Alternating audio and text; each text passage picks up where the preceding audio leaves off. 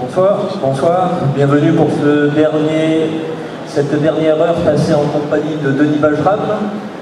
Donc on peut dire de Denis qu'il est presque le créateur d'une nouvelle école de bande dessinée à la française, avec à l'époque Mathieu Laufray, ancien éditeur avec Cadran Solaire, ancien, je dirais, créateur d'univers et créateur d'univers tout court avec Universal War, dont il va peut-être nous parler au cours de sa démonstration. Universal War, donc, dont la série est a priori en train d'être adaptée au cinéma. Oui. J'espère qu'on l'aura ici bientôt. Donc Denis va nous faire le plaisir de nous amener dans la cuisine de son atelier pour nous expliquer un petit peu comment il travaille. On va le voir travailler en direct. Donc bienvenue pour un petit moment convivial. Moi je vais passer parmi vous, il y aura des micros qui vont se promener dans le public. Donc n'hésitez pas à l'interrompre, n'hésitez pas à lui poser des questions, n'hésitez pas à l'embêter un petit peu sur ce qu'il est en train de faire, sur l'outil Ellipse, sur Photoshop, sur l'utilisation des calques, sur les choses que vous ne comprendriez peut-être pas, ou en tous les cas que vous avez envie de creuser. Donc n'hésitez pas à l'interrompre et à lui poser des questions. Donc à toi Denis. Alors en fait, j'ai déjà vu plusieurs fois le Utopial et j'ai montré comment je travaillais en BD et en illustration. Je me suis dit qu'il fallait que je me renouvelle un petit peu. Et j'avais pas d'idée avant d'arriver. Et les idées, je les ai eues en passant la porte le premier jour où j'ai débarqué, en voyant les Lego. Je sais pas si vous avez vu tous ces splendides vaisseaux en Lego, mais ça m'a ramené à une des raisons qui fait que je fais de la SF aujourd'hui. Les Lego, je faisais à l'âge de 6 ans chez moi avec les vaisseaux spatiaux. Et je me suis dit, tiens, je vais leur montrer comment je fais des vaisseaux spatiaux. Parce que, bah voilà, on est sous la protection de Manchu, 2 MS dans le domaine, et puis finalement la SF et les vaisseaux, c'est vraiment le truc qui marche ensemble. Alors, je me suis demandé, on n'en parle jamais en fait. Je ne sais pas si vous connaissez même le nom d'un designer en vaisseau spatial. Sid Mead, parfois les gens connaissent ce nom-là, il a bossé un peu sur Blade Runner, Alien, il dit vraiment quelque chose. Ron Cobb, encore moins connu, et derrière c'est les oubliettes. Pourtant, l'air de rien, quand on regarde Star Wars, un bon petit design de vaisseau, ça fait une sacrée différence. Et tout le monde a chez soi un bout de vaisseau de Star Wars, je pense, d'une manière ou d'une autre, sur un meuble ou sur un poster sur un mur. Et c'est vraiment un truc très particulier, parce que c'est quand même pas le design de voiture, c'est quand même pas le design d'appartement, c'est vraiment un truc bizarre, parce qu'on essaie de penser à un machin qui n'existe pas. Alors, je vais vous montrer un petit truc que j'ai compris un jour, parce que je me posais beaucoup de questions, j'en faisais depuis que j'étais gosse, je copiais un peu ce qui existait, c'était plus ou moins des dérivés de vaisseaux existants, etc. Et puis, j'ai commencé à chercher un moyen d'avoir des formes originales. Alors, j'ai regardé autour de moi, j'étais bien finalement... on va faire un vaisseau avec un micro. Bon, en fixe peut-être, parce que pour le vaisseau, c'est pas très pratique. Et puis, j'ai commencé à me dire, mais est-ce que les autres ont bossé comme ça? Alors, je suis venu avec ma petite caméra et mes petits objets, parce que assez vite, dans mon atelier, j'ai trouvé quelques vaisseaux bien connus. Oh, c'est moi. Alors, tous les dessinateurs ont des pinces à dessin. Alors ça, c'est le modèle des années 70-80, ça. Tout le monde a un cutter. Ah, normalement. Bien caché pour que la police ne le trouve pas. Donc voilà un petit cutter classique. Vous voyez? Vous voyez? Et on se dit, bon, bah, on va faire un vaisseau avec ça. On essaye, on bricole, on fait, ouais, ça ferait des ailes. Hop. Et puis, on dit, tiens, ça me rappelle vaguement quelque chose. Ah, il y a même R2D2. Je suis persuadé, intimement, parce que j'ai vu les dessins des Toy Design, où il y avait un réacteur coupé en deux, comme ça, avec exactement cette forme-là. Je suis persuadé que c'est comme ça qu'il est né. Et ce petit swing. Et je pense qu'il y a une bonne partie des choses qui naissent comme ça. Alors on le fait peut-être avec les mains, avec un bureau de scotch. Quand on voit certains vaisseaux, on se dit, oula, moi j'ai reconnu un rouleau de scotch que j'avais une fois. Enfin, et puis, vous voyez le Faucon Millenium avec son petit côté, un rouleau de scotch, on joue un peu avec, on se demande, on met un capuchon d'un côté. Voilà, et on fait ça en tête après, parce que bon, j'ai un peu grandi, maintenant j'ai besoin de faire des Lego, donc je réfléchis à ça, mais fondamentalement c'est toujours le même système. C'est-à-dire que c'est une manipulation de forme, parce qu'un beau vaisseau spatial, c'est avant tout des belles formes. À ça, quand on vieillit, il se rajoute un deuxième type de questionnement qui est Oui, mais bon, c'est beau un beau vaisseau, mais je vais peut-être essayer de faire un vaisseau qui fonctionne. C'est quoi un vaisseau qui fonctionne? Donc on réfléchit. Bon, il ne marche pas a priori avec un moteur à explosion et des hélices, peut-être même pas au pétrole. Voilà. Et très vite, on en arrive à réfléchir à une mécanique de vaisseau, à des fonctions intérieures. Qu'est-ce genre de moteur? Comment ça marche? Est-ce que ça va voler dans l'atmosphère? Est-ce que ça va voler uniquement dans l'espace, etc. Et c'est des questions que je me suis posées sur Universal War 1 très vite. Alors j'avais décidé que j'avais l'antigravité. Donc a priori, pas besoin de moteur. Donc j'aurais dû faire des trucs sans moteur. Alors un truc sans moteur... Ah, c'est pas mon Photoshop.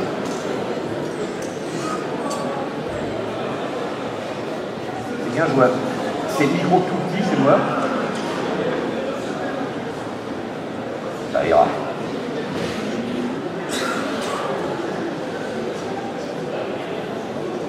Ah, j'ai un problème de l'étalage de tablette. Ça promet. Bon. 2 secondes, je vais régler ça parce qu'autrement on ne va pas y arriver. Les mystères de la technologie. Si vous avez envie de lui demander la marque de son cutter, n'hésitez pas. Ouais, ça a l'air d'aller jusqu'au bout là. Donc ça sera comme ça. Tu parlais de Sid-Mil tout à l'heure, sans faire de scoop ou quoi que ce soit, c'est quelqu'un qu'on aimerait bien avoir ici.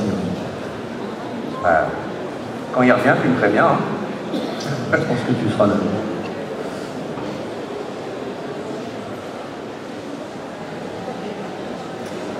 Alors je suis toujours un peu perturbé parce que chez moi je travaille sur un ordinateur un peu plus gros, un peu mieux foutu. Donc ne vous inquiétez pas, il y a des petits blancs pendant lesquels je réfléchis. Voilà.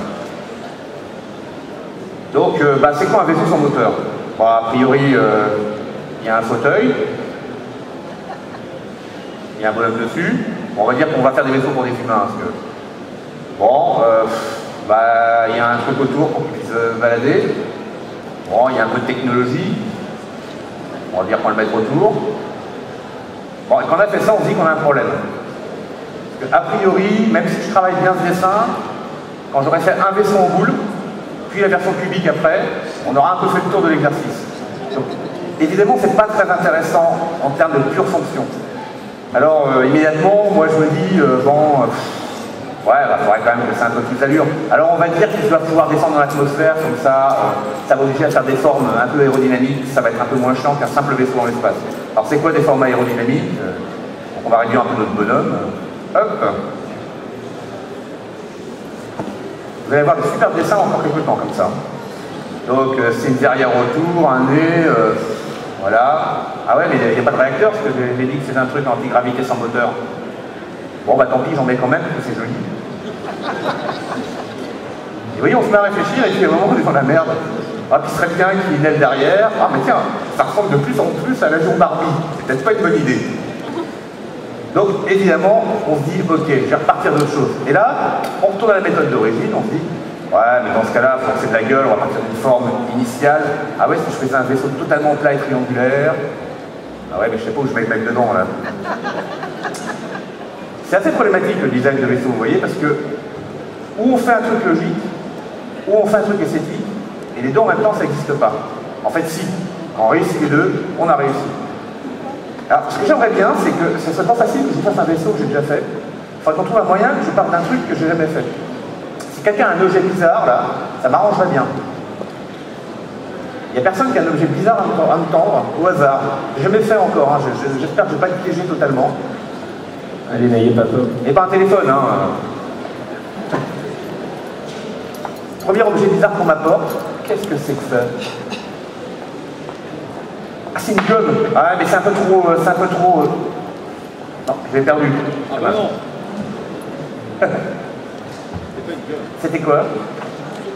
Où est-il? Il y a un deuxième objet bizarre à tirer. Ah. Oh, alors ça, Ah ouais, là je suis dans la merde. Ça y est, du montrer. Complète. Je crois que ma carrière s'arrête ce soir. Faut que tu me la retrouves quand même. D'accord, on regardera. C'est un... Vous voyez, alors c'est intéressant parce qu'il y a un poisson. Alors, en fait, si, c'est pas mal en fait. Hein.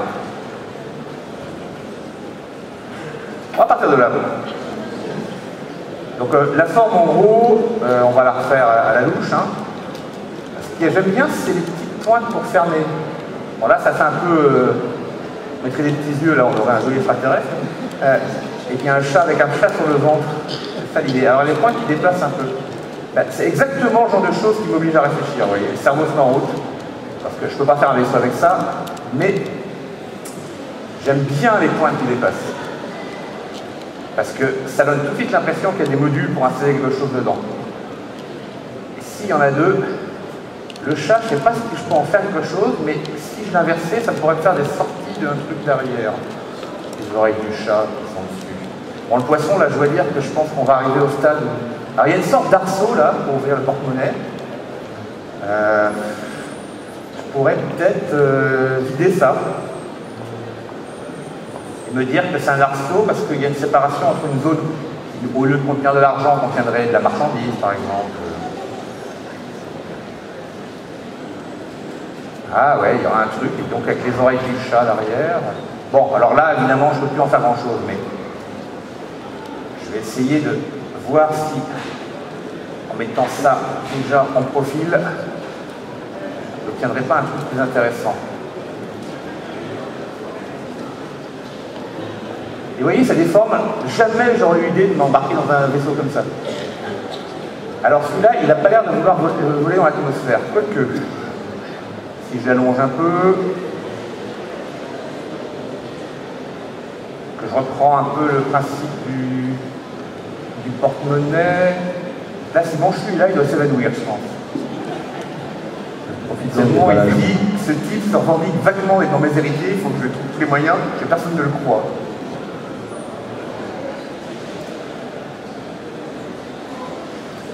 Ah, je pense que je peux faire un truc, en fait. On a encore un peu le chat.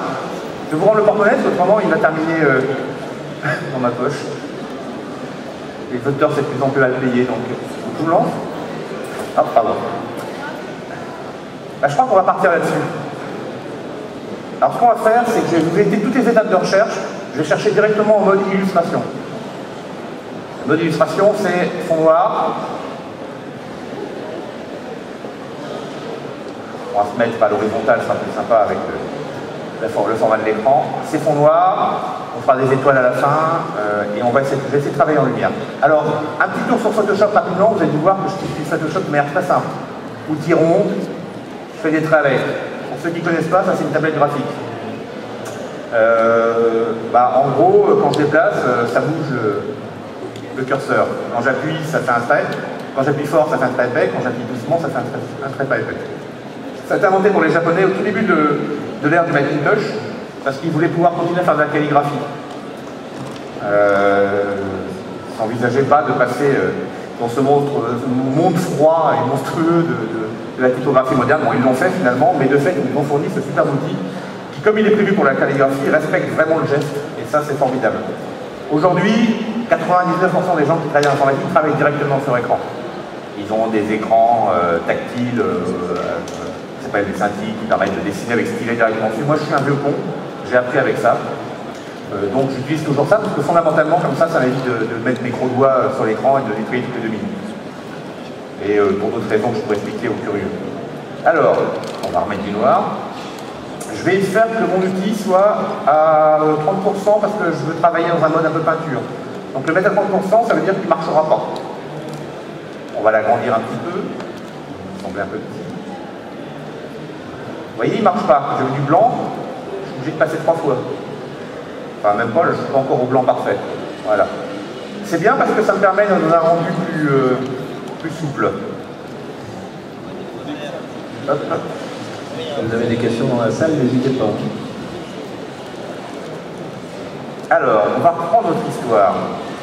Bon, je vais mettre un petit soleil dans le coin. Il y a une question. Comme ça, j'aurai de la lumière sur mon vaisseau. Bonsoir. Je voulais savoir si il n'y a jamais de brosse du tout. Donc, il n'y a jamais de brosse, quoi. Même pas pour des effets. J'utilise des brosses quand je suis. Alors j'ai une brosse que je vous montrerai à la fin quand je veux travailler salement. C'est la même mais avec des trous. C'est en gros le remplacement du pinceau qu'on a laissé sécher dans dans la peinture et qui après ressemble plus à un balai à chiottes, pour être honnête, qu'à un pinceau. Donc j'ai mon balai à chiottes et mon balai propre. J'évite de les mélanger.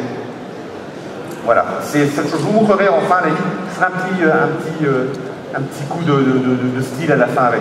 Mais c'est les seuls outils que j'utilise. Vous voyez, on retrouve les têtes de mon porte-monnaie, là, l'arceau que je trouvais sympa. On va faire le volume à l'arrière. Bon, j'ai tout commencé. Alors là, les jouets de l'informatique, hein, quand on est incapable de faire... Ah, pardon.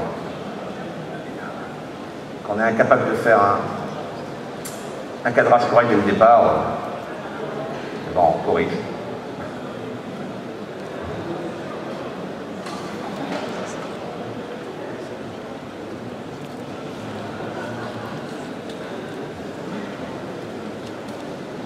Et alors très souvent, je cherche justement dans ce mode illustration, parce que si j'arrive pas à cracher une belle image d'ambiance sur mon vaisseau, ça sert à rien que j'aille plus loin sur son design. Pour ceux qui reconnaissent, c'est les oreilles du chat. Hein. On commence à s'éloigner. J'ai bien pris un objet pour nourrir mon imaginaire, pas pour le faire, ça n'a pas d'intérêt en soi de faire voler un porte-monnaie. Ni même de se faire voler son porte-monnaie. Ceux qui en ont marre des jeux de mots peuvent appuyer sur la touche F1. Ceux qui veulent que je continue, ils font F2. Il devrait y avoir des votes comme ça serait bien. Alors. Ouais, bon. Les deux boules là, à la même taille, ça m'ennuie, j'en fais une petite. Allez, je le sens bien. Bon, on va faire le vaisseau.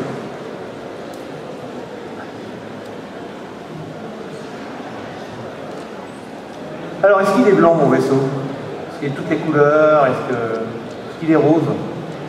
On avait un porte-monnaie rouge-rose. Les vaisseaux roses dans l'espace, comme tout le monde n'a pas accepté le mariage homosexuel pour l'instant, dans l'espace, c'est un peu dangereux. Mais ça pourrait être une idée. On va commencer à le faire un peu en lumière. Bon, alors c'est un peu ennuyeux comme image, je vais quand même essayer de vous faire un peu le spectacle. Donc je vais vous mettre une planète. Vous avez payé. Ah ouais, c'est un peu mieux avec une planète. Ah, puis on va se mettre un ou deux petits vaisseaux porte-monnaie autour qu'on va terminer. Bon, là pour l'instant, c'est pas hyper convaincant. Mais on doit voir quelque chose. Alors, la couleur. Oui. Une géante gazeuse rouge, hein. N'importe quoi dans le genre. Oula, ça. Alors, je ne suis pas en train de faire le clean, hein. Je travaille exactement comme ça à la maison. Couverture d'Universal War 1, c'est fait comme ça. Les images que vous avez vues tout à l'heure sont faites comme ça. C'est vraiment ce genre de mise en place que je fais.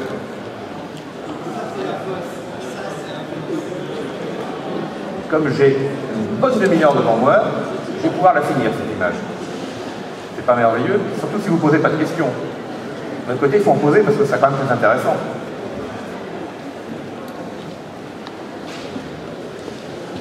Une question, tiens. Est-ce que tous les albums sont déjà finis ou ce vaisseau sera dans un prochain album? Alors, ils ne sont pas finis. Je ne sais pas, si je veux faire passer un message sur l'argent à l'éditeur, dessiner un porte-monnaie d'espace, ça pourrait être une idée.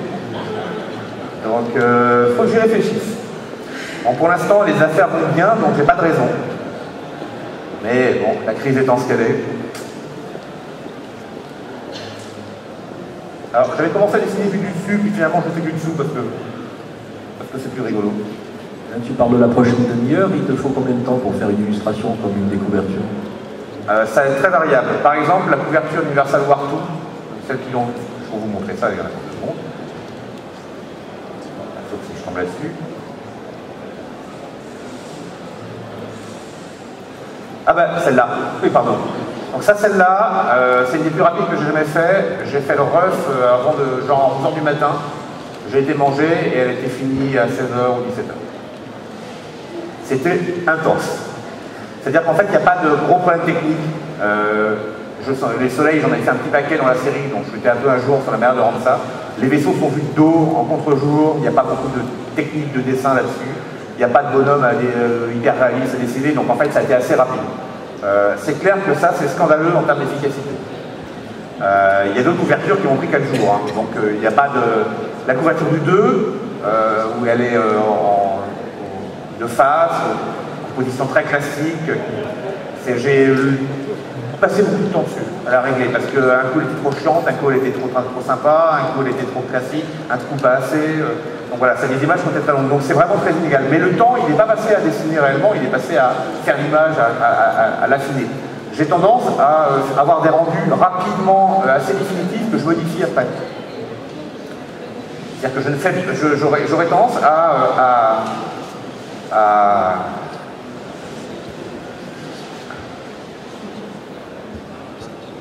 je ne sais pas comment dire ça, à chercher en état définitif. Je fais du rough avec le résultat final.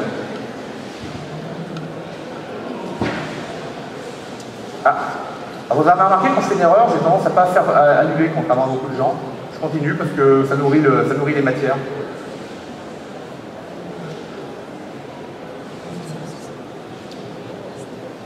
Alors, les couleurs se mélangent naturellement, parce que mon outil est semi-transparent.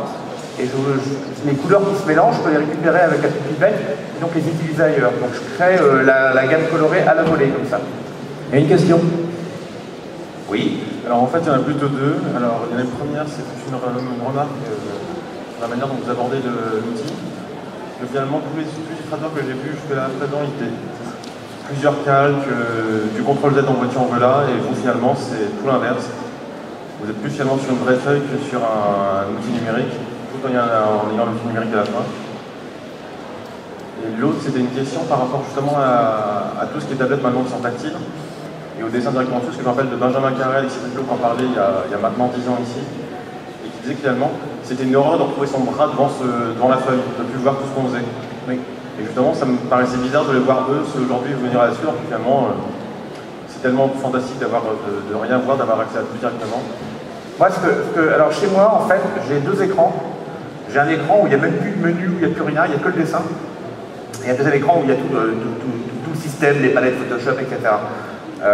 Ce qui fait que j'ai même pas d'informatique dans mon dessin. Alors ils remettent la main, pitié quoi. Il y a un truc que les dessinateurs connaissent bien, c'est quand ils font un visage, il y a une petite tendance à toujours à pencher d'un côté, à avoir du mal à faire la symétrie parfaite. Moi, depuis que j'ai plus la main dans le dessin, j'ai plus ce problème quasiment.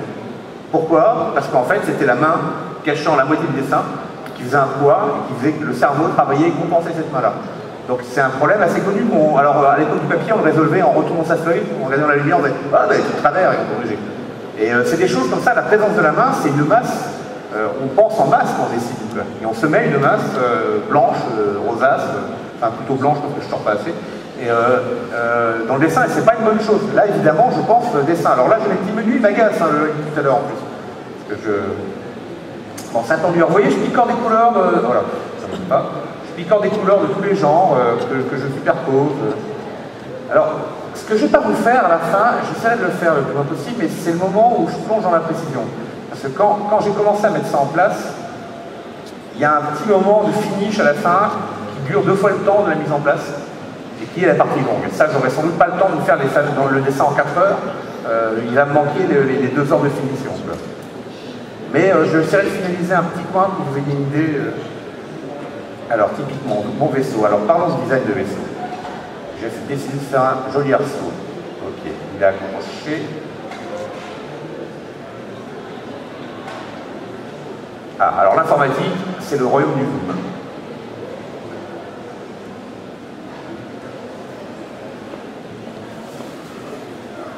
Quand j'étais petit, je n'étais pas grand déjà, mais j'admirais les dessinateurs capables de faire des ronds, des ellipses, etc. Et je me disais, jamais j'y arriverai. Et en fait, quand j'ai découvert Photoshop, je me dis, c'est génial, ça fait des ronds tout seul. Et en fait, comme ça faisait des ronds tout seul, j'ai commencé à faire des ronds avec. C'est des ronds tout chiants. Donc j'ai finalement dû apprendre à faire des ronds au bricolage, comme ça. Et ça fait partie des choses qui font qu'à l'arrivée, c'est pas une photo, mais un dessin. C'est-à-dire quelque chose qui a une vibration, des imperfections de la vie. J'adore ça. Et à chaque fois que j'ai tenté 1 millième de seconde de faire de la 3D, je me suis trouvé face à des mathématiques. Donc sur un logiciel qui fait des maths, Photoshop fait des maths, hein, c'est la couleur parfaite. utilisant des formes faites par un générateur de mathématiques, qui est un logiciel de 3D, et je me suis dit jamais, jamais, je ne vais pas laisser les ordinateurs et les mathématiques contrôler ma vie. Puis après j'ai acheté 10 ordinateurs pour montrer que j'étais un vrai geek. Voilà, c'est vraiment un côté, le secret pour moi du dessin numérique qui ne se voit pas, c'est de le faire à la main. Quand je dis à la main, vous êtes en train de voir ce que je fais.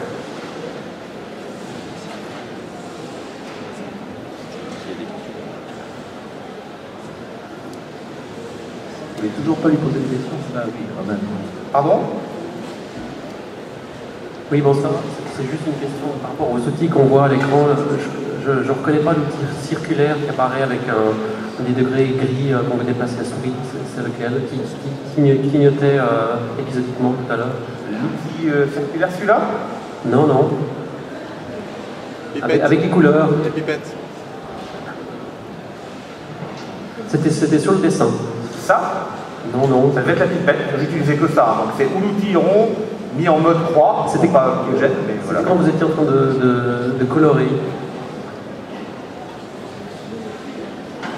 Ou peut-être un petit. Oui, celui-là qui vient d'apparaître. Ah, celui-là. Ah oui, c'est pas oui, je sais pas. Non, c'est la pipette, mais voilà, ah oui, c'est la pipette quand je suis dans le mode. Voilà. C'est aussi la pipette, mais dans le mode affichage 3 du. En fait, j'affiche en 3 pour pas avoir le curseur devant le nez. D'accord. On peut afficher en haut, et à ce moment-là, la pipette, ou on peut afficher en 3, et à ce moment-là, l'outil devient celui-là, qui est la pipette en fait. C'est bien la pipette. Donc je passe mon temps à récupérer la couleur dans le pinceau. Alors là, j'arrive au moment où sur des détails, je commence à avoir des petits problèmes avec mon pinceau épais, donc je vais. Ah, ça m'agace cette version, merci.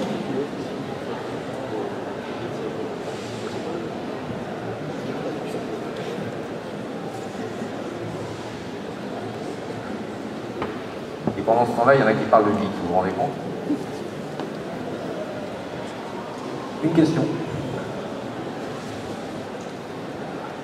Bonsoir, je voudrais savoir pourquoi vous utilisez Photoshop à tout alors que vous n'avez pas besoin, vous n'utilisez qu'1% de sa puissance, alors qu'il existe peut-être des logiciels plus orientés vers la peinture. Alors, les logiciels orientés vers la peinture qui existent, type Painter par exemple, qui est bien connu dans ce domaine-là, sont tous orientés vers la peinture. Ils font très bien de la peinture, c'est-à-dire qu'ils font le boulot à ma place. La première fois que j'utilisais Painter, j'ai pris l'outil aquarelle, j'ai mis sur la feuille, j'ai posé un truc d'aquarelle et oh, de l'aquarelle. Alors c'est marrant, quand j'étais au Beaux-Arts, on m'a fait acheter une boîte d'aquarelle, j'ai pris l'outil aquarelle, j'ai fait plotch et c'était moche. Je me suis dit, il y a un problème, parce que normalement ces outils-là, ils ne se maîtrisent pas en 1 minute. Et alors ces logiciels-là sont utilisés pour faire du beau, et avec un beau défini, un beau occidentalo-américain. Et on est obligé de les contourner en permanence pour leur sortir autre chose que leur rendu naturel. Photoshop, il est optimisé pour faire rien, la retouche photo. Et il est naturellement, quand je fais le plotch avec Photoshop, c'est aussi moche qu'avec mon aquarelle, peut-être un peu plus même. Et ça m'a obligé à dompter l'outil. Et donc c'est moi. Bon voilà, c'est pas Photoshop. Tous les autres outils très sophistiqués, il y a un truc qui s'appelle Artrage. Je sors Artrage, alors c'est un truc peinture à l'huile. Je peins sur je fais une espèce de tête d'un de mes personnages. Une demi-heure après, il y a le machin, on le met en galerie, tout le monde fait oh, c'est pas normal. C'était naturellement ce truc craché de la belle peinture, mais toute personne qui a fait de la peinture sait que naturellement ça crache de la merde. C'est un cauchemar de contrôler l'huile, ça vient pas tout seul. Quoi. Quelque chose qui vient tout seul, c'est qu'il y a quelqu'un qui nous assiste. C'est des assistants. Et moi, les assistants, j'en veux pas. C'est moi qui fais le boulot, c'est pas mes assistants. Et surtout si ces assistants, c'est les mêmes que tous les autres illustrateurs qui travaillent en numérique. Moi je trouve quand même que dans le speed painting, dans l'illustration de jeux vidéo actuels, etc., dans tout ce monde-là, tous ressemblent beaucoup. Alors il y a les meilleurs, genre Sparte, qui arrivent à un résultat vraiment très bien avec ces outils-là, mais ils font quand même, on a l'impression qu'ils couronnent une pyramide de gens qui leur ressemblent. Je trouve ça très étrange. Normalement, le travail de l'un ne devrait pas ressembler au travail de l'autre. Alors ce qui est drôle, c'est qu'en fait, je pensais faire un peu, qu'avec le succès d'Universal War, je ferais un peu école, et je le fais assez peu chez les illustrateurs. Et je pense que c'est parce qu'en fait, il n'y a pas les assistants pour faire école rapidement dans mon travail. Quoi. Et ça complique la donne. Bah voilà, c'est Ça me permet d'être un peu chez moi. J'aimerais bien qu'il y ait plus de gens qui soient chez eux en ce moment, qui ne se laissent pas aller au numérique. C'est un peu comme la musique en ce moment, vous voyez, qui sort un peu des mêmes banques de sons, des mêmes logiciels, et qui a quand même un peu la même couleur de plus en plus. Il n'est pas en train de vous dire de rentrer chez vous. Hein. Pourquoi? Tu as dit que tu aimerais qu'il y ait plus de gens qui soient chez eux. Je te passe oui, une autre question. En illustration, pardon. J'espère que c'était clair. Si je ne suis pas clair, vous m'envoyez des petits mots. Je voulais reprendre la question des personnes précédentes, mais en orientant vers GIMP, par exemple, qui est lui un logiciel open source qui coûte rien, c'est le principe. Oui. C'est le principe du partage et de la coopération. Et donc qui lui permettrait de faire exactement la même chose. Je sais pas, mais en tout cas, s'il n'y a pas besoin d'outils super complexes qui servent. Ah, mais quand on me demande à la fin qu'est-ce qu'il faut, je réponds il faut une tablette et une GIMP. Ça c'est gratuit. Voilà. Je sais pas qui a posé la question. Moi je travaille sur Photoshop pour deux raisons. C'est que j'ai longtemps été en partenariat avec la maison Adobe, ces sales américains écraseurs de l'univers. Parce que j'avais des copains là-bas, donc ils me fournissaient le logiciel et moi j'ai pris des habitudes dessus. Voilà, c'est du confort de ne pas bouger aujourd'hui. GIMP est très bien, il lui manque quelques petits trucs dans la productivité. Par exemple, quand je finis mes images, il m'arrive de faire tourner un petit script qui permet de générer toutes les versions pour les éditeurs, le web, les archives, les machins, tout ça, c'est ce genre de choses sur le GIMP, c'est ouh. Voilà, donc c'est ce genre de choses qui font que j'ai gardé l'outil Photoshop. En toute franchise, on n'a pas besoin de Photoshop pour faire ce que je fais. On a besoin d'un logiciel très simple d'image capable de gérer ça. Pour faire je suis en train de passer une heure sur la tâche du porte-monnaie, vous voyez. Mais c'est le genre de petits trucs comme ça qui finissent par donner de la vérité à un vaisseau. Quoi. Et une autre question. Bonsoir. Il me semble que cette année ou l'année précédente, il y a une application qui est sortie qui permet en prolongement, un peu comme une tablette graphique, de faire directement en fait, de la peinture 3D qui puisse après donner du coup, un rendu pour les outils de visualisation 3D. Est-ce que c'est quelque chose que vous aimeriez faire, transposer vos vaisseaux ou toutes les images de votre univers, de votre imaginaire sur une BD 3D? Et dans quelle mesure, de toute façon, vous aimeriez expérimenter un peu ce que permet le numérique en matière de BD? Alors la question, c'est quoi une BD 3D? Je vois assez bien ce que ça pourrait être en termes d'objets. Je sais pas où vous étiez. Oh mon Dieu, il y a un monstre. Mais moi, je suis auteur de bande dessinée, je raconte des histoires. Je ne sais pas si la 3D apporterait beaucoup plus à la bande dessinée qu'il n'apportait au cinéma. Je ne sais pas, vous êtes convaincu de l'intérêt de la 3D au cinéma, quoi. À part des petites douleurs ophtalmiques en fin de séance.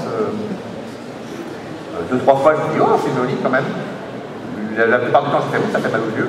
Donc voilà, pour l'instant, j'ai pas de raison de faire un objet. Surtout, j'imagine des planches en 3D, il faudrait. Ou alors on les visualise en informatique, ou alors on imprimerait des objets 3D. Alors je vous ai apporté mon dernier livre. Voilà, vous êtes où qui la question? Ah, tout au fond, voilà, bien loin, oui. Ça va être trop grand. Donc voilà, c'est des choses que je laisse à d'autres pour l'instant le plaisir d'expérimenter. D'autres questions pour t'empêcher de travailler? Gilles est en train de vouloir prouver qu'on ne peut pas y arriver en une heure, enfin un truc correct.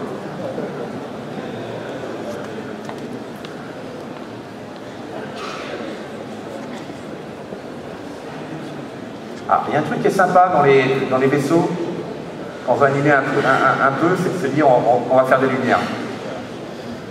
Une autre question. Oui, une question peut-être un peu candide, mais est-ce que ça peut être totalement impensable que vous fassiez un album sans justement recours à l'ordinateur, à Photoshop, juste avec un crayon de bois, de l'aquarelle? Est-ce que c'est totalement impensable maintenant? Ça n'est pas impensable dans la foulée, parce que je l'ai fait. J'ai commencé à une époque où les ordinateurs n'étaient pas assez puissants pour se taper ce travail-là. Je fais partie des premières personnes qui ont basculé. Ah voilà. Mais aujourd'hui, alors pourquoi je fais mes albums en numérique fondamentalement, aujourd'hui, que je n'ai pas du tout envie de bouger? Eh bien, je ne suis pas un dessinateur, je ne suis pas un artiste. Je ne fais pas des tableaux. Je ne dessine pas pour le marché de l'art.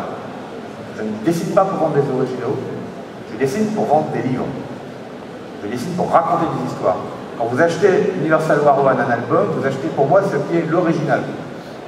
C'est un art populaire, la bande dessinée, à mes yeux en tout cas. Et la grande différence avec les arts savants, ou les arts majeurs, comme aimait à dire Gainsbourg, c'est qu'il y a des arts qui sont faits pour les gens qui peuvent se les payer, et des arts qui sont faits pour tout le monde.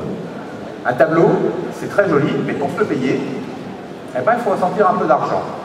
Et ça peut aller très très loin. Alors mon chou, il est entre les deux, parce qu'il vend ses originaux, mais il a surtout travaillé pour les illustrations de livres, etc., donc pour la version la plus populaire de la chose. Mais moi, réellement, mon but, c'est de faire des livres de bande dessinée. J'ai aucune raison de faire des originaux, à part de les vendre en galerie, de faire plein d'argent, mais c'est pas mon but dans ma vie. Enfin, si faire de l'argent, c'est mon but, mais pas de les vendre en galerie.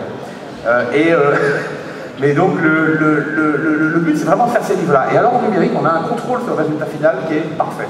C'est-à-dire que quand je faisais la couleur manuelle, il fallait en faire un cliché photographique, alors maintenant on scannerait directement, et espérer que les couleurs qu'on a mises sur papier soient reproductibles avec les encres d'imprimerie, qui est assez rarement vrai, à moins de limiter largement sa palette.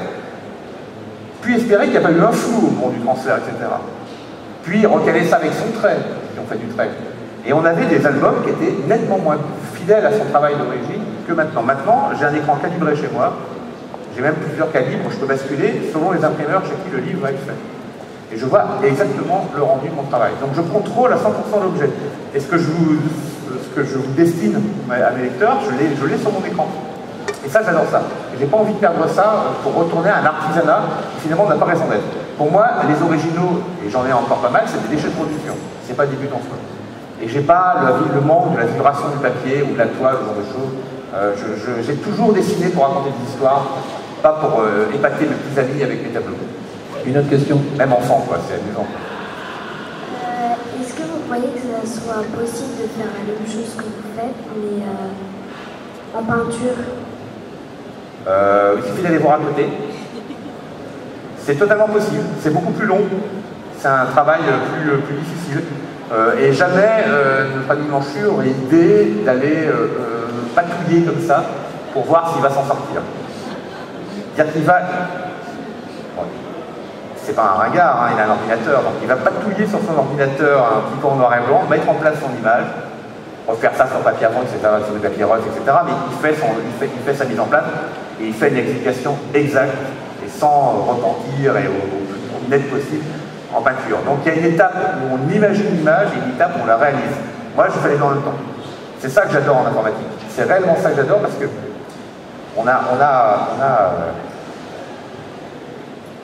on a cette espèce de truc rigolo qui est le nombre de fois où j'ai, sur le dessin final, des restes de cette espèce de bricolage. Quand j'ai commencé à bosser comme ça en informatique, j'ai mis, je demande à Valérie dans son souvenir, mais au moins 4-5 ans à arrêter de me laver les mains après chaque dessin. J'ai l'impression d'en avoir partout. C'est quand je faisais ça sur papier, c'était l'artiste, oui. Bon, il fallait mettre un chapeau pour pas en avoir plein les cheveux. Quoi. Et j'avais ces réflexes-là, je me levais du truc, et avant d'aller manger, surtout se laver les mains, parce qu'autrement on va en mettre pas sur les murs. Quoi. Alors que c'était juste une réflexe hygiénique, parce qu'un clavier c'est dégueulasse. Quoi. Donc c'est assez étonnant, dans ma tête c'est vraiment de la peinture. Quoi. À aucun moment j'ai l'impression de travailler sur un ordinateur. Si j'ai l'impression de travailler sur un ordinateur quand je vois ce que j'ai réussi à abattre dans la journée comme travail. Ça, parfois. Alors. Vous voyez, on travaille par affinement, par tâtonnage. Alors là, évidemment, je me dis que je vais quand même pas faire un truc tout droit, parce que ça va vraiment être ennuyeux. Alors ce qui est rigolo, là, c'est qu'il reste des petites scories de ma mise en place du dessin, mais ça finit par faire une petite vie autour des choses.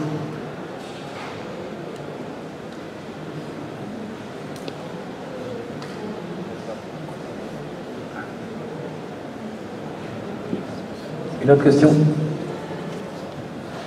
Parler des artefacts qui restaient sur le produit final, vous avez des exemples? Par exemple, la couverture qu'on voit ici. Ah oui, je pourrais vous mettre dedans si vous voulez voir. Je crois qu'il y a plein de caca encore dessus. Sur les livres, j'ai remonté un petit peu. Oula, on fait tout là. Je voudrais avoir ce bouquin-là. Universal Web. Là, c'est le 1. Là. Ah, je pourrais vous montrer aussi un truc amusant pendant celui-là. Donc ça, c'est le dessin. Ah, et alors il y a des petits... Alors là, alors oui, pardon. Beaucoup d'images.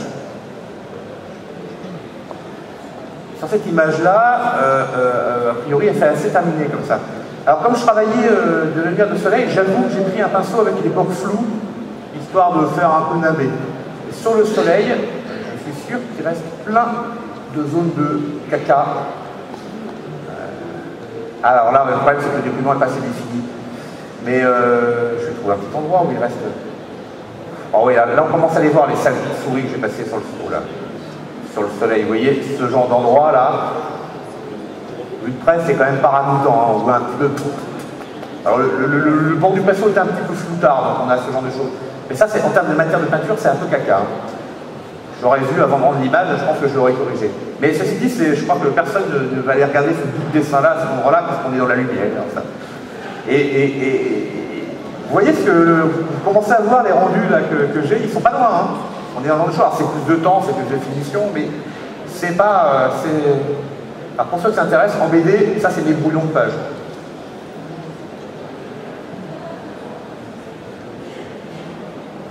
Rien à voir. Je les ai vus, donc je vous les montre.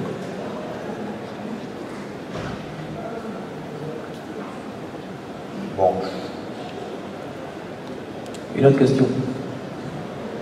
On va avancer un petit peu.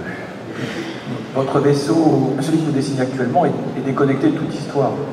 Mais quand vous imaginez une histoire Universal War, à un moment donné, quand vous devez créer les vaisseaux, et non pas seulement pour illustrer, on voit que sur la couverture, les vaisseaux n'ont peut-être pas de lien direct avec l'histoire, le vaisseau a une fonctionnalité, il a un rôle à jouer, donc il a à la fois un décor et un personnage. Comment cela joue sur votre dessin? Si j'avais décidé de partir... c'était de travers. Ah, j'adore l'informatique. Vous voyez, je travaille dans mon coin, puis je pars de Traviole. Et là, The Miracle. Ça, faut être honnête, là, il va pleurer. Non, mais voilà, là, vous la voyez. Évidemment qu'il n'aurait pas idée de faire ça, enfin, de commencer sa peinture comme ça et de plonger notre ami Manchu. Parce qu'il va avoir une croûte de 8 mètres d'épaisseur avec les corrections. C'est inévitable. Donc c'est vraiment des techniques très différentes de fait. Moi je dis toujours que j'ai gagné une liberté artistique incroyable avec cette machine. C'est-à-dire, je joue comme un gamin avec mes formes, mes lumières, oui, je vois même que j'ai fait un peu n'importe quoi en perspective, donc je vais un peu rebouger cette boule-là.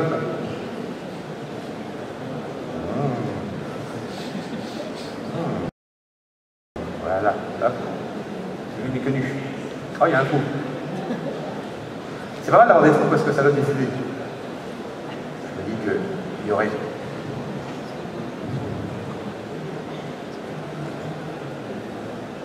Et le bout du porte-monnaie commence à nous faire un petit truc amusant. Hein. Bon, il commence à être loin le porte-monnaie. Quoique, il est articulé, là, il peut s'ouvrir encore. Hein. Il reste un vague... Ce qui est bien, c'est que là, il n'y a plus personne qui peut filer que c'est un porte-monnaie. Je suis nettement meilleur que les mecs de Star Wars, vous voyez. Ils ne retrouveront jamais, quoi. Bon, peut-être qu'en même temps, là, sur cet exemple-là, je n'irai peut-être pas faire le fanfaron. Une autre question?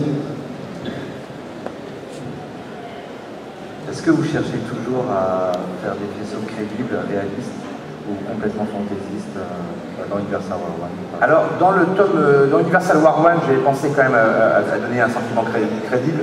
Il s'avère que dans Universal War 2, il y a des extraterrestres. Et je me suis dit, il faut que je fasse du bazar dans les vaisseaux. Il ne faut pas qu'ils sortent de la main du même ingénieur, de la même époque, etc. Et j'ai fait des vaisseaux considérés comme non crédibles. Pour moi, ils étaient aliens. Ils étaient étrangers complètement à la pensée humaine. Faire un poulpe géant dans l'espace pour traverser la galaxie, c'est quand même très con, quoi. Surtout les tentacules, quoi. D'un autre côté, je suis pas sûr qu'on ait pas fait plus d'une fois des trucs très bizarres sur nos avions aussi dans le genre. Hein. Donc voilà. Donc sur l'extraterrestre, je suspends une certaine crédibilité parce que je me dis que je comprends pas tout dedans. Donc le porte-monnaie pourrait éventuellement être extraterrestre. Intéressant. C'est un vaisseau qui honore leur dieu, de l'argent, vous voyez. Comme les Ferengi dans Star Trek, c'est important, quoi, le porte-monnaie pour eux. Et bon, ils ont les mêmes porte-monnaie que nous, c'est très étonnant. Mais c'est parce que l'Atlantide est allée là-bas, enfin, vous voyez, c'est très... Bon, c'est pas comme ça que j'ai fait les histoires, là, je suis pas sûr.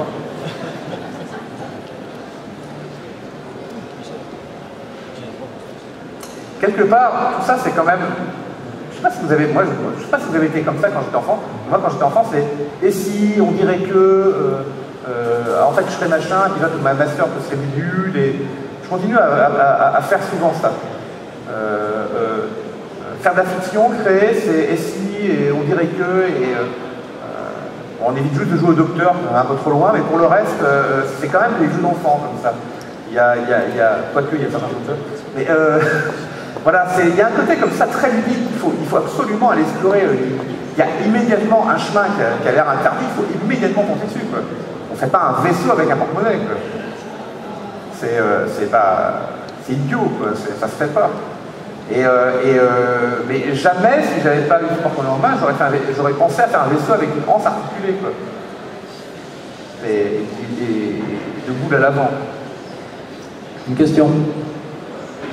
Oui, c'était pas vraiment une question, mais avec vous disiez, on a fait des conneries quand on a conçu nos vaisseaux. Mais là, ce porte-monnaie avec les tiges et les sphères au bout, ça fait un peu comme un diapason.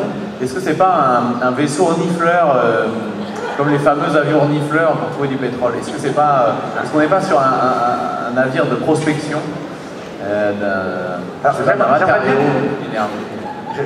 pour être honnête, j'aimerais bien qu'on ne dénonce pas les secrets d'État de l'Empire cru.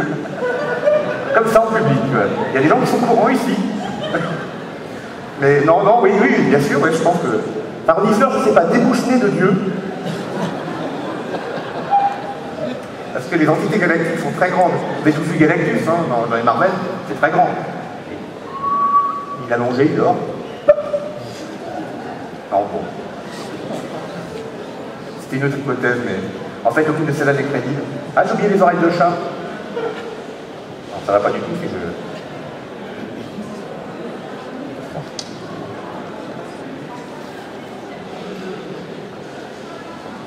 On va essayer de faire un petit peu de réglage général d'image là quand même, parce que ça devient un peu n'importe quoi. Une dernière question. Ah bon, on approche de la fin? Bonsoir. J'aurais pas fini mon dessin. C'était justement par rapport à ça, en fait, j'étais curieux de voir justement comment vous abordez votre rendu final, comment vous arrivez à diluer vos couleurs, en fait, sans forcément prendre des brosses un peu élaborées. Parce que dans votre rendu définitif, on ne voit pas du tout la superposition des couches comme vous faites là sur la planète, par exemple. Parce que je passe du, vous voyez, je fais ça à différentes échelles, comme ça. C'est tout en gestuel.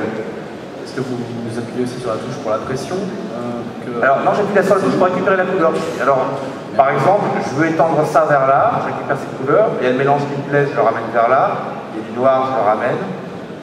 Et cette petite gestuelle-là, vous voyez, en accéléré, permet de faire des dégradés vaporeux, par exemple. Il y a beaucoup de gestuels dans Universal War à différentes échelles. S'il y a de la matière dans Universal War, c'est pas parce que j'ai un bouton matière magique ou un filtre auto Van Gogh. Il y avait un filtre auto Van Gogh dans Photoshop, je vous jure. Hein. On l'avait vu passer, on l'avait essayé, c'était pas si mal. Ça faisait un peu plus du Sfar que du Van Gogh, mais... c'est l'explication du travail de Sfar. Ça marchait pas si mal, parce que dès que ça voyait une lumière, ça faisait rond toujours, vous voyez, c'était un peu systématique. Moi, la seule matière, c'est celle qui résulte de ces accidents de la main, de ces... Ah, je vais vous montrer mon petit outil magique, parce que j'ai pensé à la mettre, ce coup-là. Alors, j'ai mon petit outil avec qui fait du bruit. Voilà. Donc, comme ça, je peux faire des étoiles. Pratique, hein? Il y en a trop, là, mais on va remettre du noir, comme ça, il y en aura moins. Ah mince, on remet dans le soleil, c'est pas grave. On va repeindre. Ah, vous voyez ce qui est marrant dans cet outil-là, c'est que il y a un petit côté.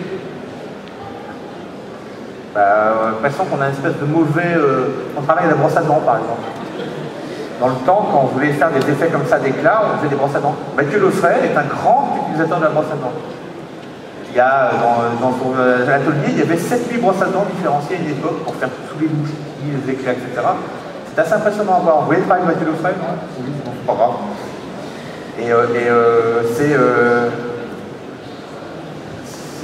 Alors ça, je m'en sers pas beaucoup dans Universal, pour faire des étoiles.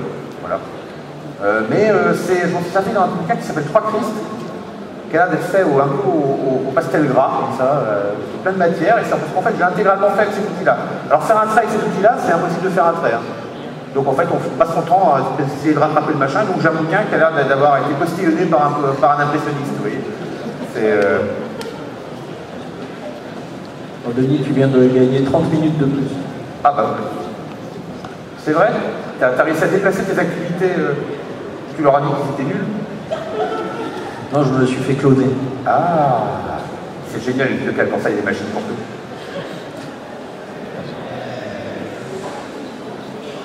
Vous avez trouvé les passages temporels, j'espère, comment vous les dites.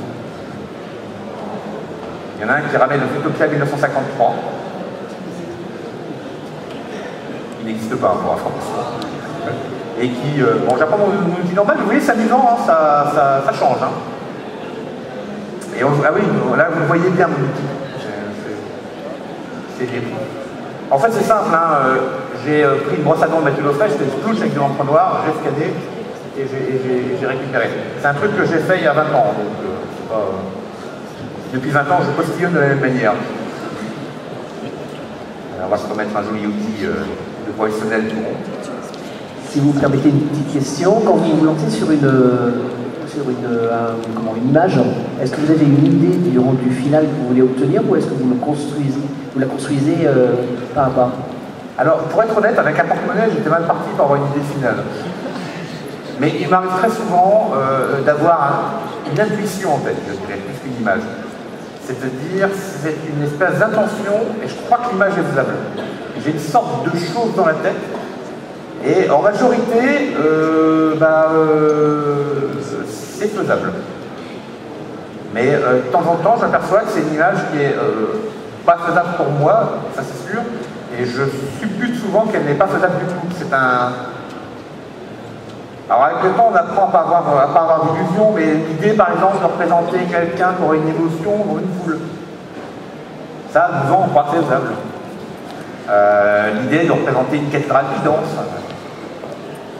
ça, quand on se drogue, on pense que c'est faisable. Voilà, mais oui, j'ai souvent un truc en tête. Valérie, mon épouse qui est là, sait que c'est les pires moments, quand j'ai eu l'image en tête et que j'arrive pas à la faire, c'est les pires moments, parce que pendant tout un moment, je me dis que je suis vraiment une merde. Parce qu'on effleure la beauté, la réalité d'une chose, etc., et on est incapable de la transcrire dans la réalité. Ça, c'est l'impression que le monde merveilleux nous devient inaccessible et inatteignable. Heureusement, les 3 quarts du temps, ça marche, et là, je fais le fanfaron, t'as vu ce que j'ai fait? C'est moi qui l'ai fait. Il y a un plaisir enfantin à réussir une image spatiale. Moi, j'ai accroché ces posters-là sur les murs quand j'étais gosse. Hein. Réussir à faire ce genre d'image aujourd'hui, c'est assez magique. J'ai toujours l'impression de faire partie de la tribu des magiciens. Un de mes plus grands plaisirs, c'est qu'un jour, la NASA nous montre une de ces images spatiales que je faisais quand j'étais gosse. J'ai y passé un mois. Quoi. Ça va être la plus belle image de l'univers. Hein. Parce que voilà, ça serait répondre à cette espèce de passion. Qui avait... Bon, je ne sais pas si c'est un beau vaisseau, mais... Non, en fait, c'est pas terrible. Hein. Mais c'est intéressant parce que vous avez vu le genre de réflexion qu'on peut mener. Je pense qu'il n'est pas retenu pour Universal War, je tiens à le signaler. Vous ne verrez pas ce débouche né de Dieu dans le... On va essayer de se faire un petit... C'est amusant quand même, hein, la peinture comme ça. Un côté barbouillage. Si vous voulez, à la fin, il y aura quelques personnes qui pourront venir jouer avec la palette même. Hein. Vous verrez que ça ne marche pas.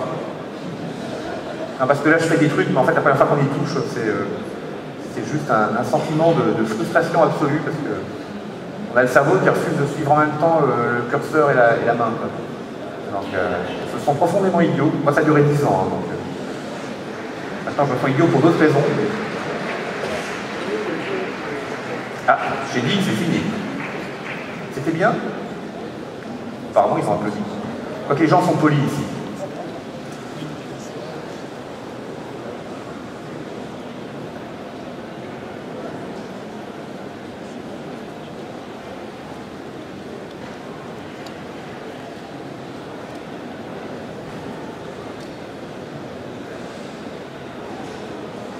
Alors pareil, je travaille véritablement comme ça chez moi, parce que il y a des fois où, comme un idiot, je passe sur un truc que j'ai fait, alors je le reprends, alors parfois j'annule, des fois je nettoie.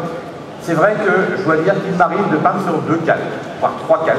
Parce que quand je me suis fait suer à faire un ciel avec des nuages, je n'ai pas obligatoirement envie de faire mon bonhomme dessus en évitant les nuages. Mais c'est vraiment ce genre de mise en plan comme ça qui fait que j'utilise les calques.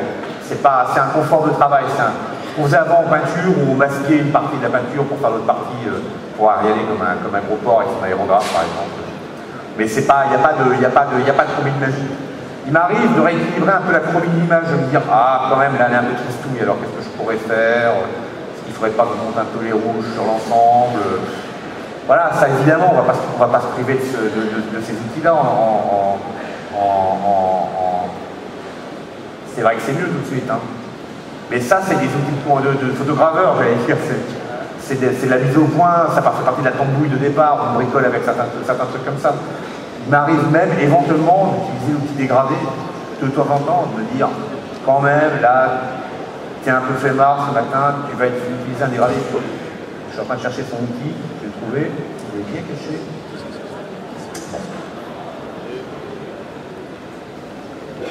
Ah oui, c'est caché derrière ça. Me dire, voilà, je vais faire un petit dégradé. Ah oui, un joli petit dégradé. C'était bien. Voilà, je vais prendre un jaune, je vais le mettre dans un mode de colorimétrie un peu violent. Voilà. Ou pas.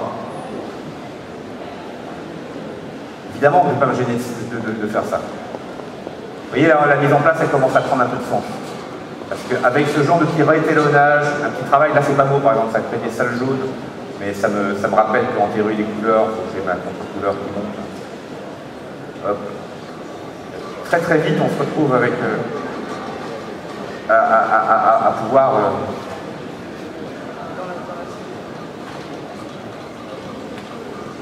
ah, pardon. Je vais dire sécurité. Fast and Fury. Ah non, il veut juste me voler mon match. Au prix que ça coûte ces trucs-là, je comprends.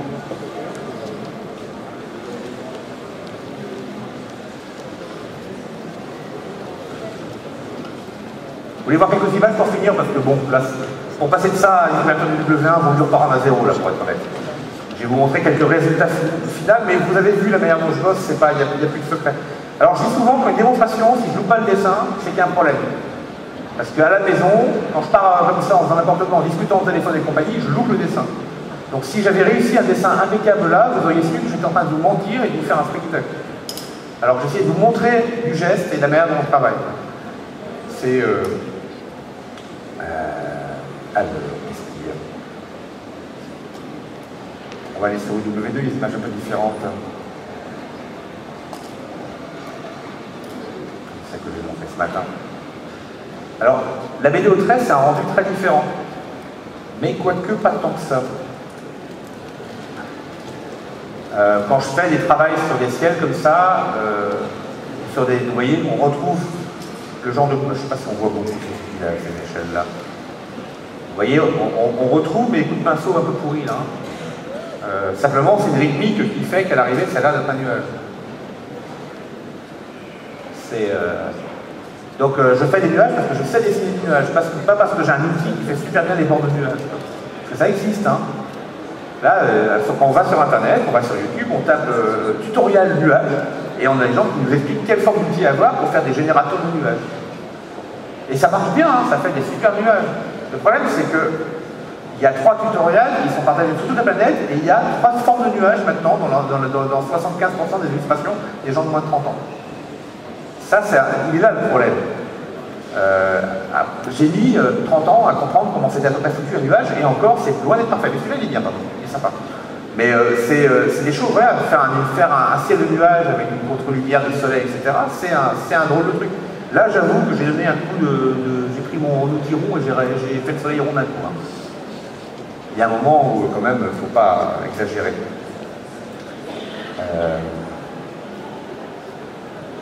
Vous montrer comme genre d'image. Ah, là on parle de vaisseaux. Quand je disais que j'avais fait des vaisseaux extraterrestres un peu idiots, faire une boule avec des pointes et des trucs derrière, je sais pas, ça ressemble pas trop à ma manière de penser un vaisseau jusqu'à maintenant. Faire un donut géant avec un trou. Mais bon, ça, on sait depuis les Simpsons que c'est possible. Mais il y a des suppositoires avec des pics aussi. Là, il y a ce genre de truc, je pense que c'est des insectes qui volent dedans, vu la tronche que ça a. On les revoit de côté là. La flotte extraterrestre. Ah oui, il y a celui-là aussi. Dans le genre, j'aime bien les tubes. Je suis une utilisation du tube, donc je vais faire des tubes. Jamais personne ne fera un vaisseau avec des tonnes de tubes comme ça. Je me suis dit, c'est en or en gros. Je me suis dit, tiens, voilà, c'est les gens, ils sont tranchés de tubes. Ils ont peut-être des formes de tubes en fait. Hein. Ou alors, enfin voilà. Mais voilà, c'est des choses que j'aurais pas fait dans toutes sortes d'abus comme ça de choses dans un vaisseau terrestre et qui permettent pour moi de traduire une certaine étrangeté. Qu'est-ce que je peux vous montrer comme image encore? Ouais, ce genre de choses, par exemple, c'est rigolo, mais c'est vraiment dessiné à la main, quoi. Les petits effets. Vous voyez, de près, on commence à voir que c'est pas du tout des mathématiques. Hein. Ah, on va voir. Vous voyez, on reconnaît mes superbes traits mal faits. Et j'ai passé des petites couches. Alors, parfois, je travaille très léger, à 10%, 20% pour monter des dégradés très souples. Vous voyez les explosions, là, vous connaissez les petits boubouilles, là, c'est tout ça. Alors avec le trait, évidemment, l'illustration est très tenue, donc ça donne un côté super net à l'arrivée, presque un peu trop. Mais c'est... Il n'y a rien de... Je suis en train de chercher des images un peu... Ouais, même les éclairs, ça c'est dessiné à la main. Et les gens, ils ont des fils très clairs maintenant. Enfin, je sais pas, un éclair, ça peut-être, c'est un type de lumière. Il y a une lumière autour de la lumière, on dessine la première lumière, puis on refait un trait plus blanc dedans, et puis on en fait un tout blanc au centre, et puis ça fait un éclair, quoi. Il n'y a pas de... C'est en ça que c'est vraiment du dessin, quoi.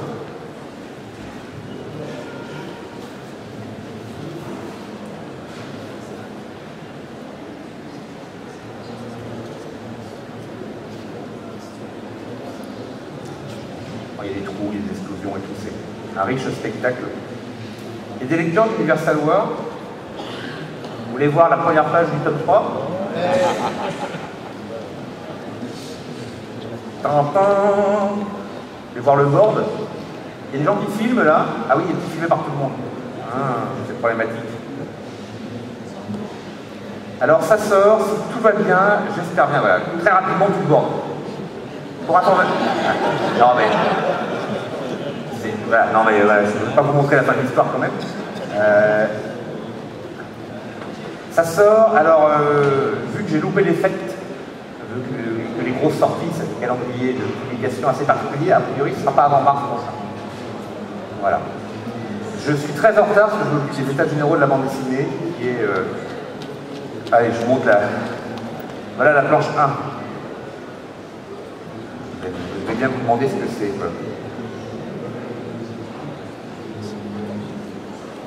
On commence à s'éloigner de la Terre, là, hein, ça se confirme. Hein. Je peux grossir là-dedans aussi, ouais, ça marche.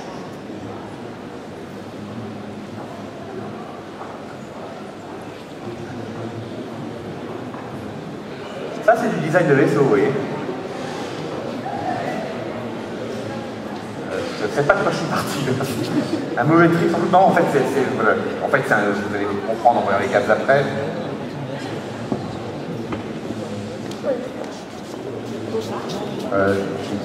C'est un observatoire. Voilà. Un grand observatoire. Oui. Comment vous avez fait pour le reflet Vous avez utilisé quoi comme outil? Pour quel reflet? Pour le reflet des étoiles dans le miroir. Alors là, je vais être honnête, j'ai pris le logiciel que je m'étais fait dessiner à côté, je l'ai replacé là-dedans, je l'ai tiré en triangle, vous voyez, on voit il y a des points de fuite comme ça. J'ai déformé la sélection en triangle, puis après le reste je l'ai peint pour avoir la courbe. Voilà. Il n'y a pas d'outil. Et par rapport à l'interaction entre les traits et la peinture, enfin la peinture pour le tracé. Ah, le tracé des ellipses Non, les détails, les contours des objets. comment vous faites pour... la peinture elle a toujours tendance à un peu déborder sur les... Bah, en fait, il suffit de réunir son outil, c'est un peu bête. Donc vous utilisez toujours le même outil mais plus simple. Voilà, enfin, alors là, en l'occurrence, j'ai fait une sélection. Hein. J'avais fait mon joli fond. J'ai dû faire tout le fond avant, en disant que j'avais besoin de cette image-là. Et j'ai isolé en sélection mon vaisseau. Là, j'ai peint. Puis là, j'ai collé dedans mon fond d'étoile. C'est pour ça que le bord est hyper net là. Mais là, on voit que c'est très net et ça, c'était fait en sur peinture. Hein. Voilà. Ah oui, oui, j'ai un cycle d'outils. Alors en fait, la tombouille que je fais avant, elle est plus radicale. Elle va plus au but parce que je sais ce que je fais. Donc elle est beaucoup plus en place. Et donc je passe beaucoup plus vite à la finalisation qui est très longue, entre guillemets. Ça, c'est des planches en termes de couleurs. Ça m'a pris... je me souviens plus précisément, mais je pense entre 4 et 6 heures. C'est pas très très long. C'est plus spectaculaire que long. Et c'est cette case-là qui m'a plus embêté. Parce que j'avais fait mes espèces d'éléphants blancs. Là. Je cherchais des teintes de peau, je voulais que ça se pensait des trucs, etc. Et j'ai trouvé du mal à aller voir des équilibres. Je voulais qu'il y ait des espèces de couleurs bizarres, un peu trop lumineuses, mais pas trop. Enfin, des petits trucs qu'on a en tête. Cette fameuse image qu'on a en tête et qu'en fait on n'arrive pas à faire. Donc j'ai tourné autour du pot un peu trop longtemps là. Bon, je ne sais pas si je vous montre la couverture.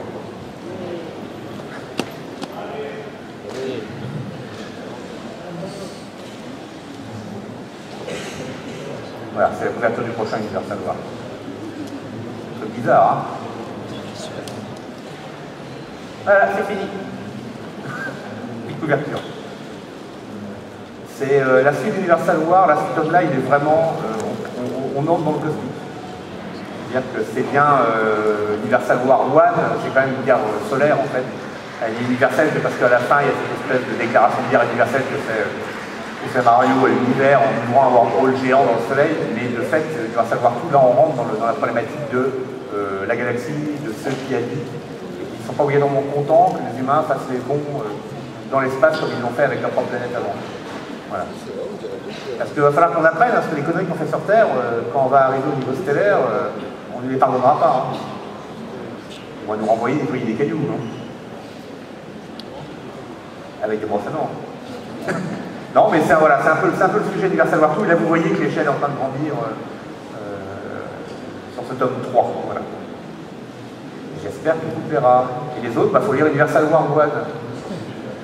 Pour remonter en 8 tomes en arrière. Voilà. Donc, si vous avez encore des questions, n'hésitez pas. S'il y en a qui veulent venir toucher juste pour voir à quoi ça ressemble, n'hésitez pas non plus. Je vais mettre au bord. Et puis, voilà, si ça vous a tenté, pour ceux qui ne décident pas, n'hésitez pas, on trouve des tablettes à moins de 100 € de nos jours. On peut commencer à gribouiller sur les iPads parce qu'il y a des stylets pour ces trucs-là et compagnie. C'est ludique, quoi. C'est comme du papier, l'informatique, il n'y a pas de... Il y a des gens qui vont vous faire du travail intégralement d'informatique, moi je vous montre juste que c'est un support et que c'est quelque chose qui offre juste la possibilité de jouer le plus longtemps possible jusqu'au moment où on va figer son rendu. Voilà.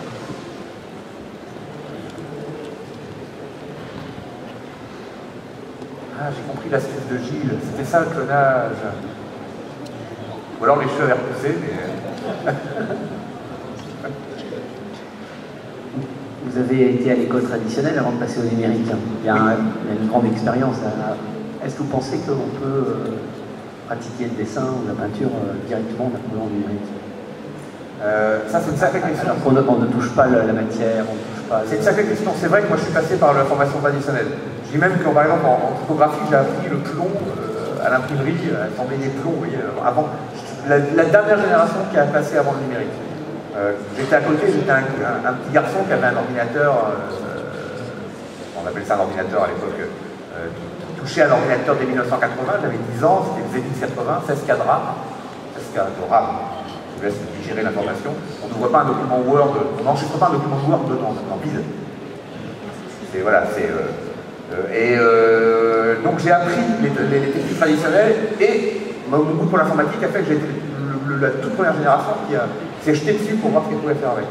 Est-ce qu'aujourd'hui, on peut développer une sensibilité de trait, d'œil, de dessin, sans être passé par les techniques traditionnelles? Je n'en sais rien. Je n'en sais rien parce qu'on a toute la génération digital native, là, elle est juste là, elle commence seulement. Donc on le saura dans 10-15 ans. En musique, on a cru qu'on allait vraiment refroidir avec le numérique. Il y a eu un petit moment de froid quand même, hein, avec la techno et la musique indus. Là, ce qu'on voit en ce moment, des gens qui sont nés dans cette technologie-là, qui le home studio, enfin qui n'imaginent même pas qu'il y a autre chose qu'un home studio et qu'un ordinateur pour faire de la musique, ils sont en train de nous sortir des choses qui sonnent comme des vieux morceaux crapouilleux des années 70. Donc de fait, ça me paraît pas un problème. Je dessine comme ça parce que j'ai une culture visuelle, pas parce que j'ai maîtrisé un outil ou que je trouve que je ne maîtrise pas très bien la main, je trouve que je ne maîtrise pas.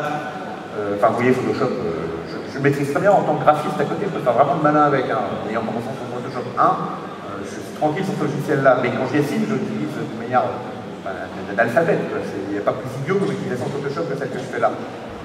Donc, si j'ai un rendu qui a de la gueule ou pas de la gueule, qui plaît pas, qui a un style, etc., c'est parce que j'ai développé un goût et une culture personnelle et une manière de faire personnelle. Donc tant que les gens font ça, regarderont plein de choses, se poseront plein de questions, développeront leur propre manière de faire, on aura des rendus intéressants. S'ils se contentent de copier des techniques rendues très accessibles par l'informatique, alors on va s'ennuyer à mourir. Donc le message, il est bien là chez moi. C'est bien de dire, c'est pas parce que je suis en première génération d'informatique que je fais du travail informatique. C'est un, voilà, non, tout se passe dans l'œil, le cerveau, l'espèce de chimie bizarre de la méthode qu'on développe dans tout ça. Si c'est accumuler des tutoriels sur Internet pour apprendre à dessiner, etc., là c'est le meilleur moyen de créer un nouvel académisme, ce sera l'académisme numérique, qui remplacera l'académisme du 19e, hein, qui avait des rendus extraordinairement intéressants et qui ont fini par ennuyer la terre entière tellement c'était bien fait. Voilà. Donc ça, c'est, s'il y a des étudiants là en art, vraiment, creusez votre sillon. L'avenir vous appartient, s'il est à vous. Comment il appartiendra à tous vos clones sur les logiciels. On devient irremplaçable dans ces métiers-là, mais quand on fait une chose pour les autres ne font pas. Pas en France que pour les autres. Ça, je ne l'avais pas compris au début. Hein. Moi, je suis juste très têtu, j'ai fait mon truc dans mon coin. Mais on était les premiers, donc il n'y avait pas de méthode. L'idée de dessiner sur Photoshop, la première fois que j'en ai parlé à Adobe, fabricant de Photoshop, ils ont fait il faut qu'ils viennent à l'Apple Expo faire une démo. Et on a fait une démo, il y avait 80 places devant et on a vu l'Apple Expo se vider vers la démo. Les gens n'avaient jamais vu ça. C'est Photoshop. Pendant sur Photoshop, il y avait marqué crayon, pinceau, etc. C'était a priori un logiciel de dessin et de peinture. Et les métaphores qu'ils avaient choisies pour la retouche photographique, le but n'était pas la retouche photo, était quand même des métaphores de dessin. Donc moi je ne m'étais même pas posé la question, on devait pouvoir dessiner parce qu'il y avait un crayon. Donc voilà, cette génération-là, on pouvait être personne inventiste. Là aujourd'hui, voilà, la défiance, c'est comme si tout le monde en musique travaillait qu'à partir de la même banque de samples, des mêmes rythmiques automatisées. Ça, ce serait pas dangereux. Si tout le monde fait la musique sur Garage d'Apple pendant 10 ans, on va vraiment se faire chier. Donc là, il faut que chacun réinvente sa tambouille. Il faut savoir mélanger haute technologie et bricolage le plus basique possible. Quelque part, l'histoire de l'art, je le dis souvent dans les conférences, mais ça a été de passer... au début, c'était on avait de la terre, des pierres, on ramassait des choses dans les coins, on essayait de faire un temple grec avec. Essayez de prendre des cailloux dans votre jardin, de faire un temple grec, vous allez voir le travail et de le peindre avec des œuvres parfaites, etc. Donc on prenait cette matière naturelle chaotique et on essayait d'en faire de la perfection. Là aujourd'hui, le numérique nous sert à la perfection naturellement. Il n'y a rien de plus simple qu'un temple grec sur un ordinateur. C'est carré, les couleurs sont parfaites, etc. Nous, on doit réapprendre avec le numérique à retourner au chaos. Donc il y a eu une inversion de l'histoire de l'art monstrueuse. On ne s'en est pas rendu compte dans les années 90-2000, là où on est passé au numérique. Donc aujourd'hui, tous les gens qui travaillent sur le numérique doivent penser en termes de bricolage, de chaotique. C'est pour ça que vous voyez très peu annuler les erreurs. Parce que ça génère du chaos et du bazar. Être obligé de refaire 4 fois le même geste, un, ça écoute la main, et deux, ça génère une espèce de surface de travail qui est complètement chaotique, qui n'a rien à voir avec la surface automatique de Photoshop. Voilà. Donc, générer du chaos dans votre travail, et pourtant j'ai un rendu à l'arrivée, vous voyez, je suis monsieur net, hein, parfois je me dis que encore 10 ans, je fais du RG, une tendance comme ça, un peu maniaque chez moi, comme ça. Et ça n'empêche pas à l'arrivée de retourner à l'ordre. Et je suis passé par l'étape chaotique. À aucun moment, parce que si j'avais décidé de faire tout net depuis le départ jusqu'au bout, on serait serait dans le profond ennui, quoi, dans le trait mécanique. J'avais des amis dans les années, la fin des années 90 qui s'étaient dit « Ah, on va faire de la BD de manière industrielle, on va dessiner toutes les têtes des personnages, on va se faire des banques de bouches, des banques de nez, des banques de corps, etc. et on va pouvoir aller très vite. » Donc ils ont passé 1 an à développer leur banque de machin. Et quand ils ont commencé à faire les planches, ils s'emmerdaient tellement qu'ils ont arrêté. Parce que dessiner, c'est tout sauf ça, justement. C'est laisser monter le chaos et le remettre en ordre et arriver à quelque chose qui a du sens. Voilà, donc l'ordinateur n'empêche pas de faire du chaos, il faut juste lui laisser la place.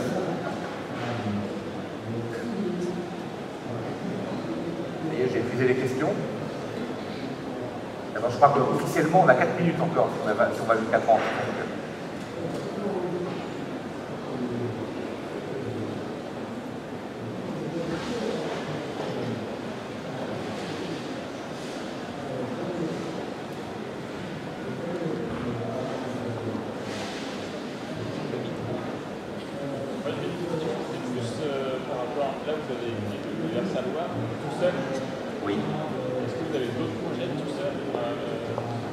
Alors, j'ai écrit un projet tout seul de 18 tomes.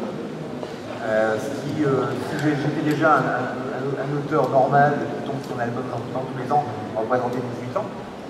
Non plus, je me permets de faire des crises créatives, de tomber en bas, et de faire des livres quand je considère qu'ils sont prêts, etc. C'est un projet de 25 ans, 30 ans, donc je me suis longtemps interdit de penser à autre chose. Parce que j'ai envie de le finir, ce projet-là. Et tel que c'est parti, on est encore ensemble un certain temps.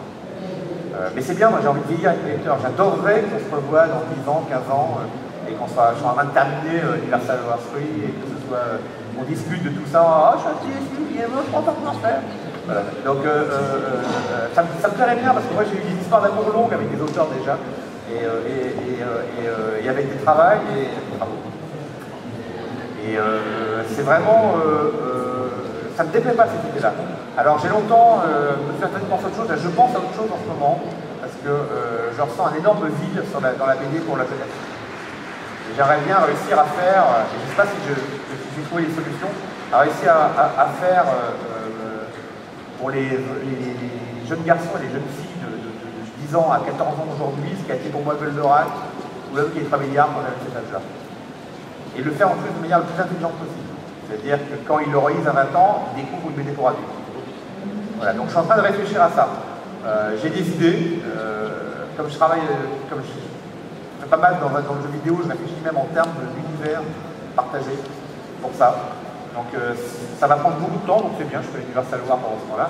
Et il y a cette idée-là qui vient parce que j'aimerais bien... là, c'est pas pour mon réel personnel, même si ça pourrait m'apporter plein de blé si ça marche. Mais c'est surtout que c'est un dû que je dois à tous ces gens qui m'ont fait rêver quand j'étais petit. Aujourd'hui, je suis auteur de bande dessinée parce que je suis toujours un petit garçon en moi. Il y a le professionnel aguerri qui négocie les éditeurs, qui repart avec des morceaux de chair et qui entend hurler au loin. Voilà, ça évidemment, je suis devenu cet homme-là de 45 ans. Mais il y a toujours le petit garçon qui faisait piou-piou en dessinant les vaisseaux. Et je n'aurais pas le dire, mais il m'arrive encore de faire des bruitages quand je dessine des vaisseaux. Je suis là, bon, tiens-toi, il a 45 ans. Mais c'est vraiment ça, il y a ce plaisir basique. Et là, je me dis que voilà, Universal War, voilà, c'est quelque chose pour des précises de 25 à 55 ans, c'est assez dur. Bon, voilà. Bon bref, mais j'aimerais bien réussir à carrément aller chercher voilà, dans les moteurs initiaux, tout ça, qui sont encore chez moi, et de parler à ces enfants, entre guillemets, sans en train de devenir des adultes à cet âge-là, de magique. Et je pense qu'on a tous eu, la génération d'après, c'était le Chevalier du Zodiac, ce genre de choses, mais c'est des choses assez magiques. Moi, mon seul regret, c'est qu'adulte, en revoyant Goldorak, j'ai trouvé que c'était pas au niveau. Il y a des choses qui me plaisent toujours, hein, ça me réjouit, mais j'aurais bien aimé découvrir en plus adulte, parce que c'était vachement malin en fait. Il y avait des couches que j'avais pas vues, que j'avais pas compris, des formes symboliques et tout. Je suis sûr que c'est faisable, parce que Hergé arrive à faire ça. Hein. Dans Tintin, il y a ces strates-là. Bon, maintenant c'est un peu vieillot, Tintin pour beaucoup de gens, mais il y avait ces strates-là. Les gens de 10 ans qui ont adoré Tintin, les aventures de Tintin, et qui ont découvert toutes les strates complexes qu'avant Tintin, qui sont toujours à 60 ans des aventures de Tintin. Je trouve ça merveilleux. J'aimerais bien réussir cette chose-là. Mettre dans le même bouquin Watchmen et Goldorak, vous voyez, vaste programme. Bon, je crois qu'on va s'arrêter parce qu'on m'a coupé le micro, je crois qu'on m'a signalé qu'il était temps que ça se termine.